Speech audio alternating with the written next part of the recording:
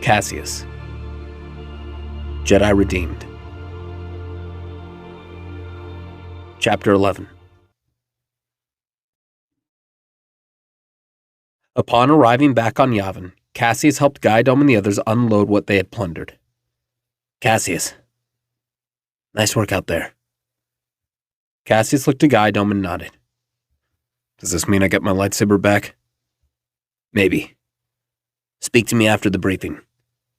After that, we can figure out the best way to go about recruiting these contacts of Rondo's. Okay. I'll see you there. Caseus watched as Guidome helped his men take their plundered goods away. Some trip, eh, Captain? You know, Pip, you don't have to call me Captain. The Nebulous is a scrap pile right now. A broken ship is still a ship, and you're still the captain. Trust me, the mighty Nebulous will soar through the cosmos once more. Just you wait and see. Caseus smiled. He missed Pip's optimistic attitude. I'm gonna get some rest. Let me know if anything comes up. Can do. As Caseus made his way to his quarters, he saw Bendel standing outside, cleaning his hands with a rag. Bendel, your mission go all right? More or less. Do you need something? Yeah. I thought I should let you know that Rax's kid has requested to see you. Haji? Why does he want to see me? He wouldn't say. He's in detention block 3A. Caseus thought it over, but decided to go to see what Haji wanted. As he made his way into the detention block, he passed Dotami in his cell, guarded by 2 rebel officers.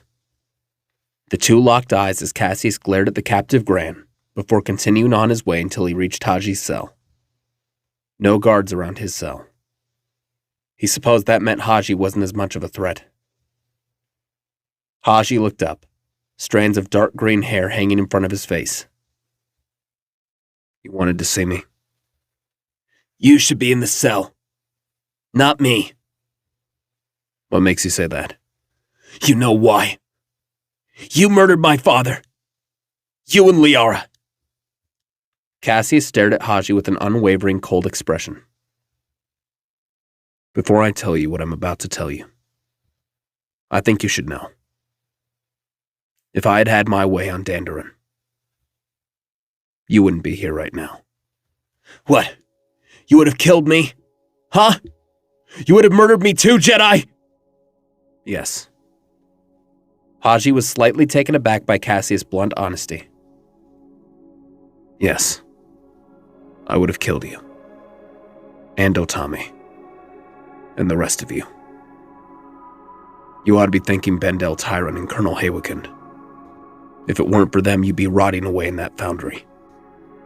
You and your men took the most important person in my life away from me. You killed her in cold blood. The fear in her eyes will never leave my mind, Haji. But it was justified, right? Because we killed your dad. Wrong. Your dad killed himself. You shut your lying mouth, you bastard! Sit back down, kid. You're about as threatening as a mouse droid. Haji seethed in anger as he stared at Caseus. Almost 20 years ago, your father sold out his own men to save himself. He jeopardized a mission that, had it been successful, may have prevented the Empire from maintaining the stranglehold they have in the galaxy. All because he wanted money and power. Your father was a coward and a scughole. Shut up! You're lying! You're in a cell, Haji. What reason would I have to lie to you about something like this?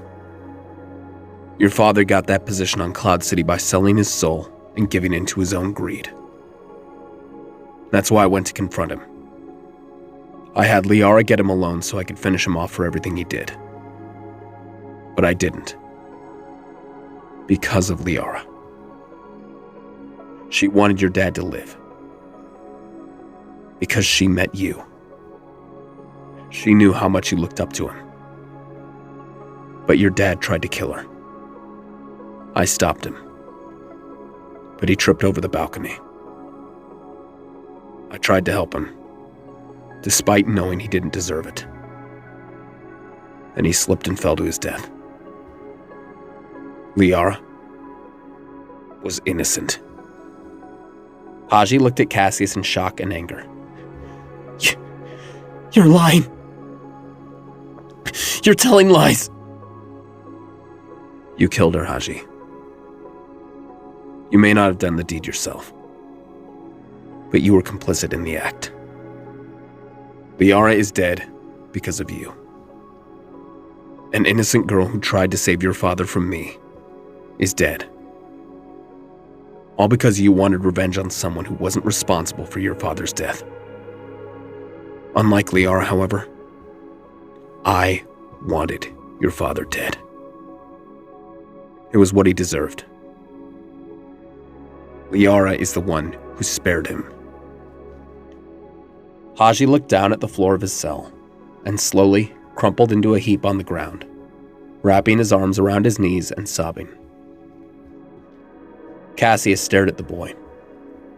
He felt pity for him, yet only so far in that he had been deceived into believing lies spread about his father's great deeds and noble life.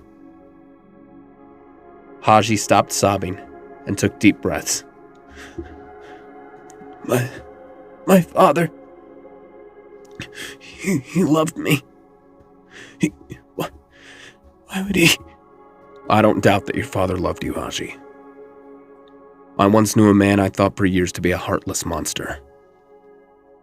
Only in the end did I truly understand where his heart truly was. We don't choose our parents. We don't choose where we came from. But we do choose our paths in life. For the past several years, you were on a path of vengeance. Much like I was. Look at where it's led me. Haji looked up at Caseus, who stared at him. I'm a broken man, clinging to the only thing he's known since he could walk. I have no home, no family, no wife, no children.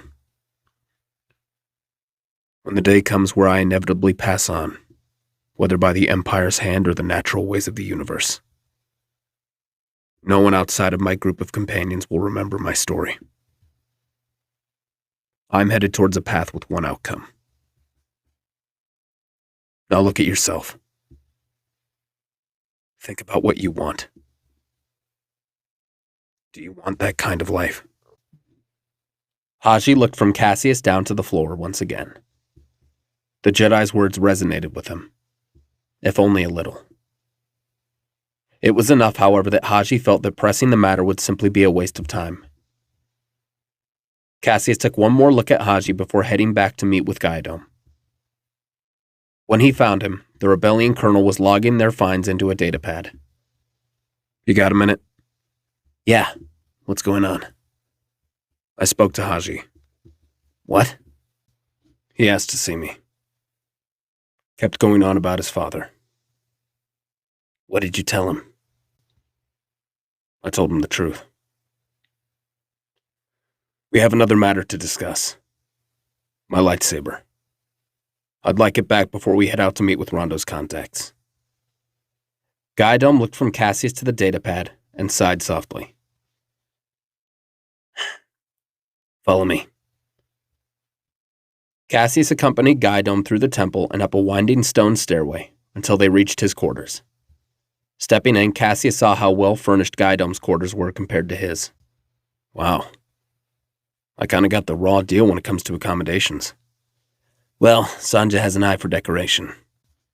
Heading to his safe, Gaidom entered a code and retrieved Caseus' lightsaber. As Caseus held out his hand, Gaidom hesitated for a moment before placing it back into the cybernetic hand of his friend. Don't make me regret this, Caseus. Caseus scoffed slightly.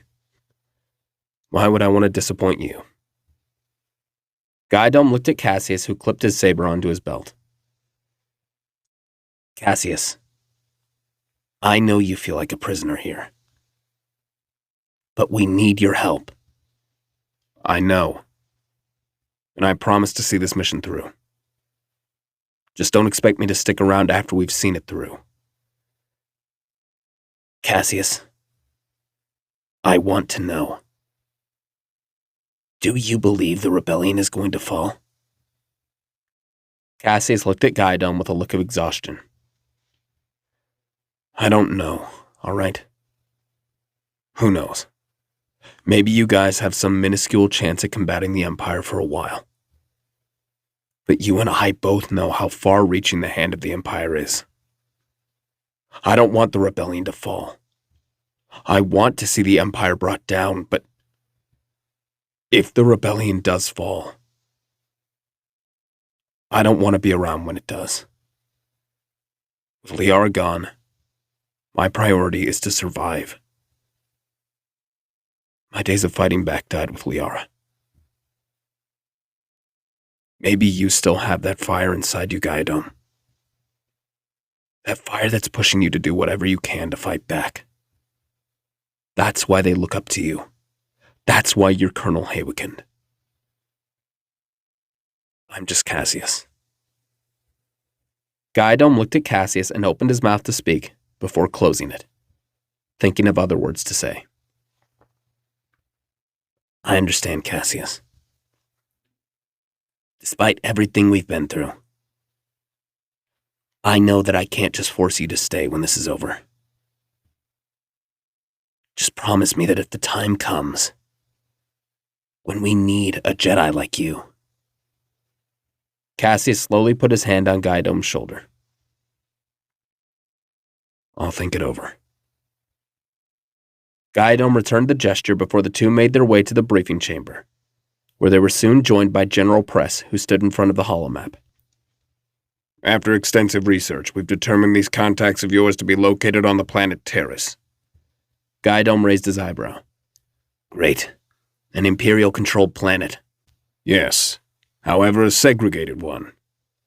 You'll find more Imperial occupation in the more developed parts of the city. The slums and housing for lower-class individuals tend to see less Imperial activity.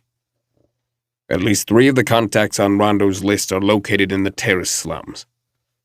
So if you keep your heads down, you might be able to pull this off without attracting any attention. Seems simple enough.